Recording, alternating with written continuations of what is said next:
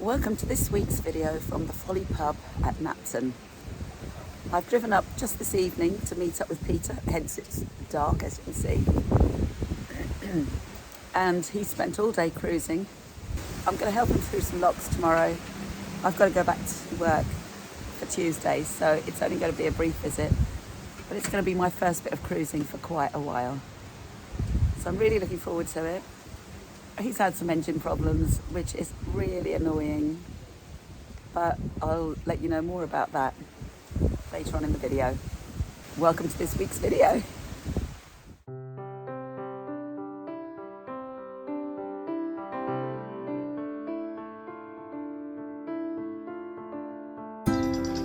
So here we are, Bridge 119, and it's a beautiful sunny day, but lots and lots of clouds in the sky, as you can see. And this lock here is actually very busy. There's boats coming in and out consistently. So Marston Dole's lock 16, I think that says. And where I said a minute ago it was sunshine with a few clouds, it's now pouring with rain. The lock is set, the boat is gone. Ducky's on the canal and Peter should be coming through. Can't even see him. There he is, just on the corner there. So this is me today. I togged up for the rain and everything, and then the sun came out and the other lady that was helping us through the locks, or coming through herself, she was dressed in a t-shirt. I'm thinking, yeah, I'm really hot, I'm just going to take all this off. And before I could do anything, the rain started. So I am really glad for this wet weather gear today. And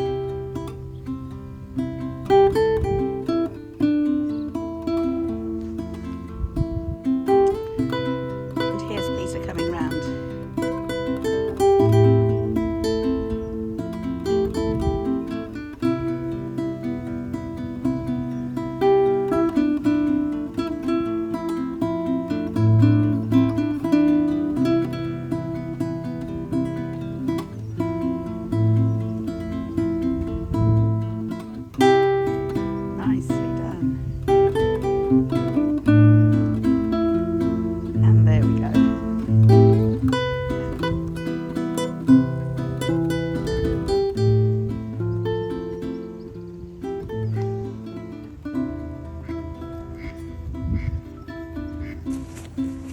Walking to the next lock. It's a bit muddy. The boat's queued up waiting to come in.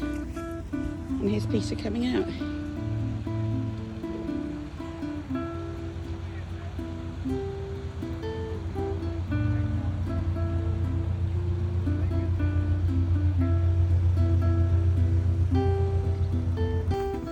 So I'm walking the towpath.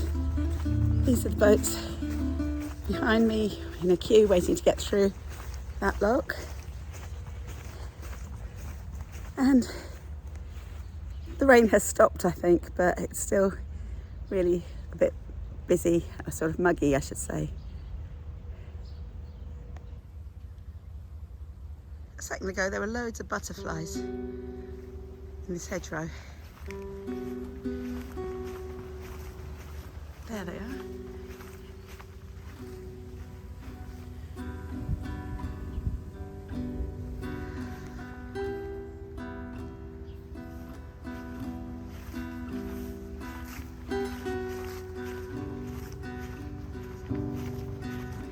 And I think we're just coming round this bend.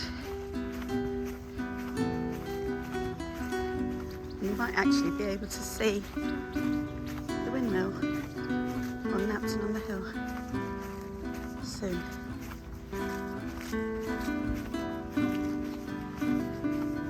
Is it there? Or is it not? Or I got totally the wrong location. The boat that's just passing Peter is a hire boat with 4 young lads on there. And they only picked the boat up yesterday, bless them. And they're a bit nervous, but they'll do fine. And then here's Peter coming in nice and smoothly. and the sun's come out and I'm hot again. I do apologise for my voice. I've had a bit of a sore throat a few days ago. No sore throat now, but my voice is just croaky as you like, so I apologise for that. At least it's not sore though.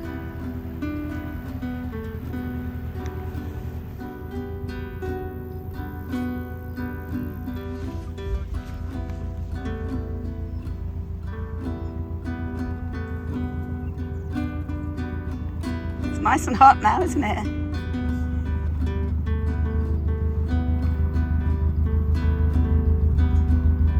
Well, my magic trousers did the trick. When I put them on, the rain stopped.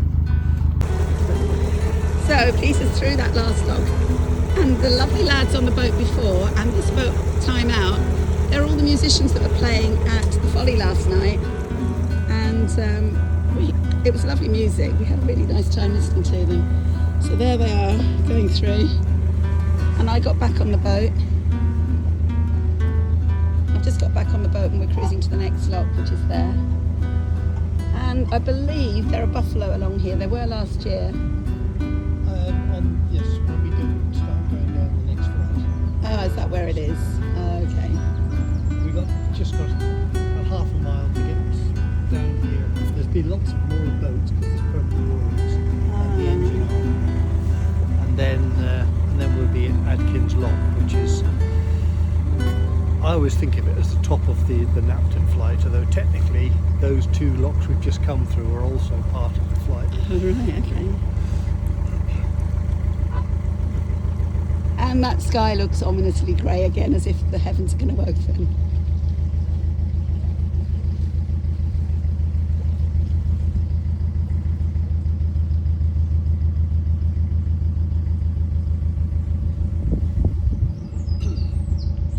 And this is what we've been missing this last 8 months or so.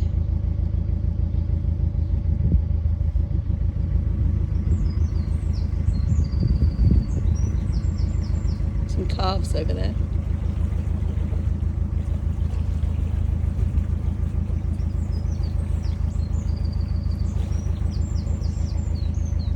There seems to be a symbiotic relationship between those birds and the cows.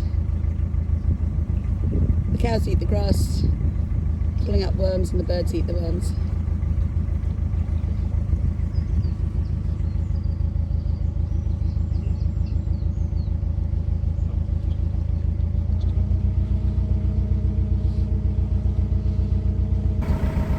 Now this is the gubbins that's been causing us a lot of problem. Well, this is the end result. The gubbins is underneath the deck board.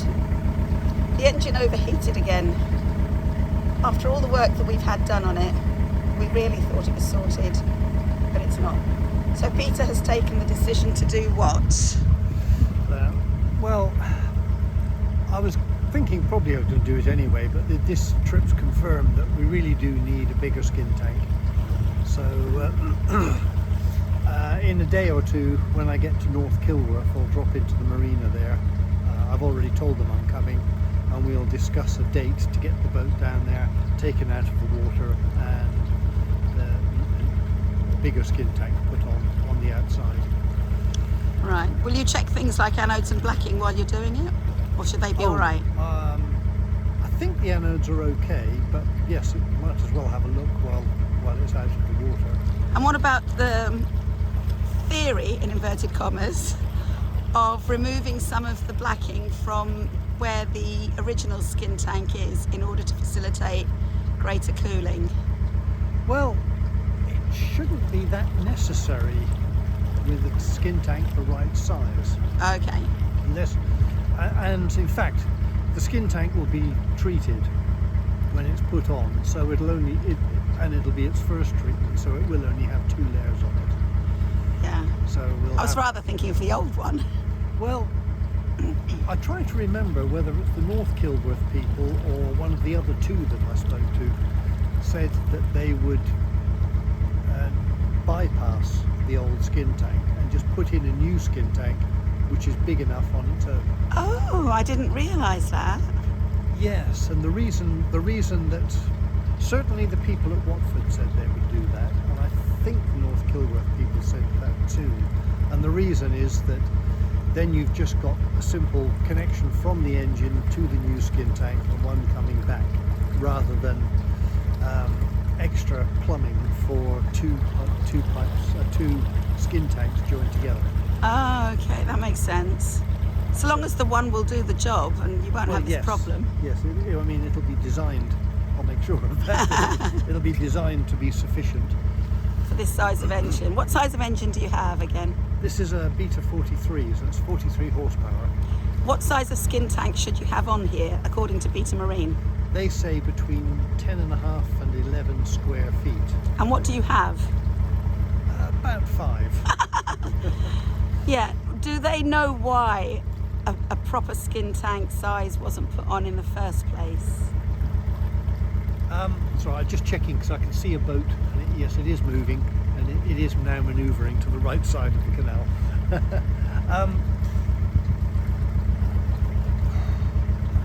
It may well be that the original owners, when they got the boat built, if it was built to order, Yeah. might have said, well, we're going to be on the Llangollen Canal, we won't be doing that much cruising, so we didn't really need a big tank.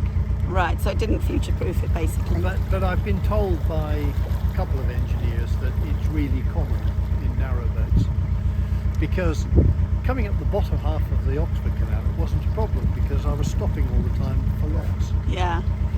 Yeah, so it only is a problem like yesterday when I had miles and miles of winding canal and I wanted to get on, but I couldn't. Yeah. And as you know, on the Thames. Yes, okay. So going 40 miles against the current. Yeah. It wasn't too bad, but it would have been easier if I was able to open up the engine a bit more. Let it do what it's designed to do. Right.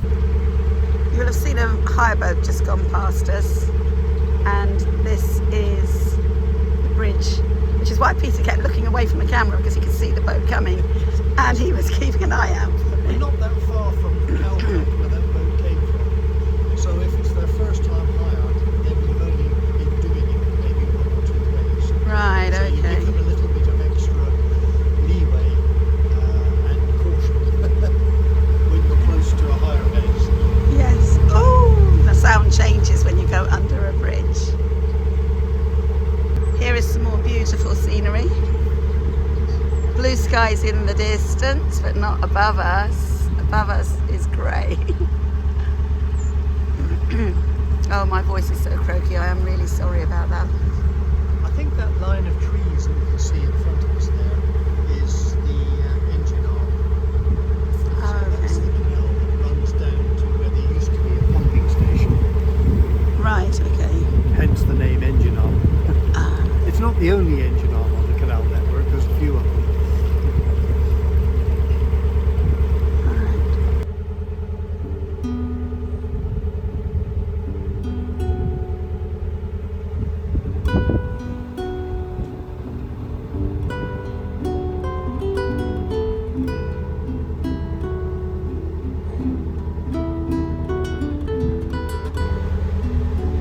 And there's a boat coming. Oh, and there's a boat moored. Sometimes hard to tell, but I can see that one's up against it. Okay, that's good. And no lock yet, that surprises me, okay. I expected to find lots of boats on it. Just tied up. I think they must have put this arm going after they did the dredging. Ah, I can see the lock in the distance. right.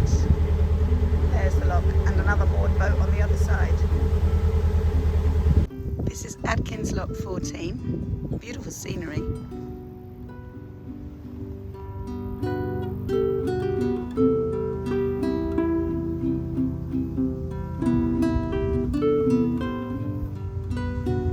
Huddled Duck Cafe and Gallery. Now this is where I should have parked, but I came a bit late yesterday. There's a campsite over there.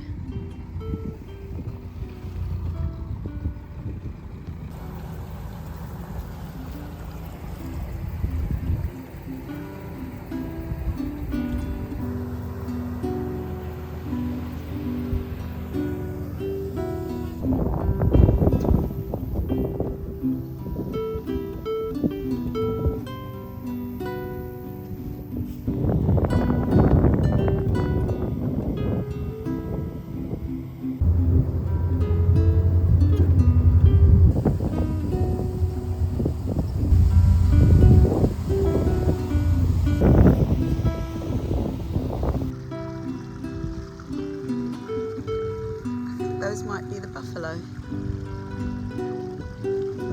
All going in a nice long line back to the farm. And this is Napton Lock 13. And the next lock is not far.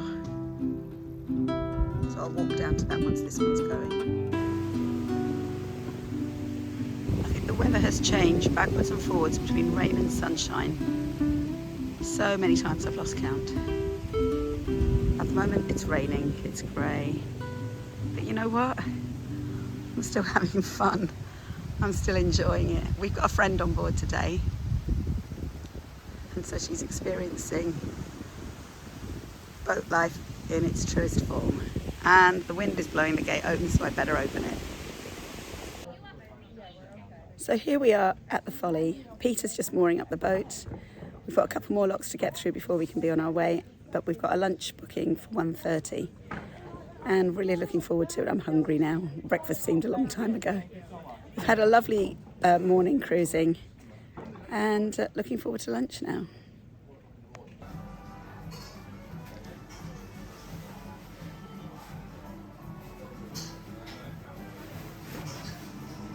So here we are inside the Folly. And this is our table over there, so I'm taking some video before we actually sit down to eat. It's very nice, nice and cosy. There we go. It's the menu. It's the light box.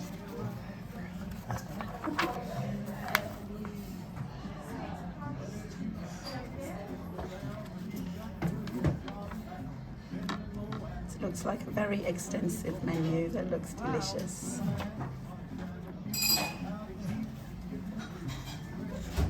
Hoping the puddings are on the last page. Yeah, there they are.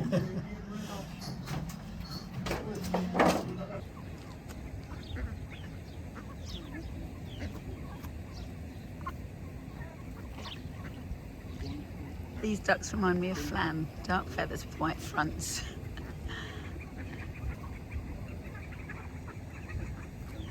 And then we've got horses. I don't know that you can that's fine.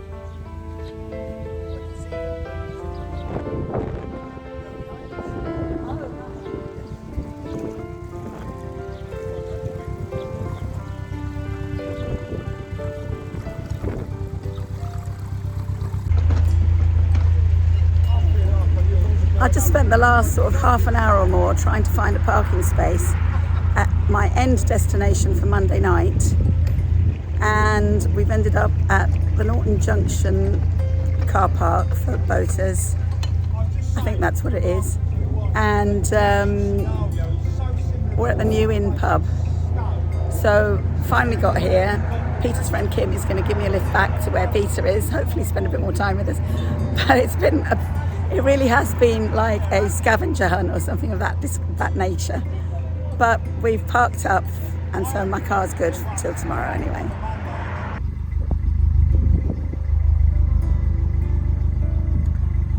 Well, this is the second day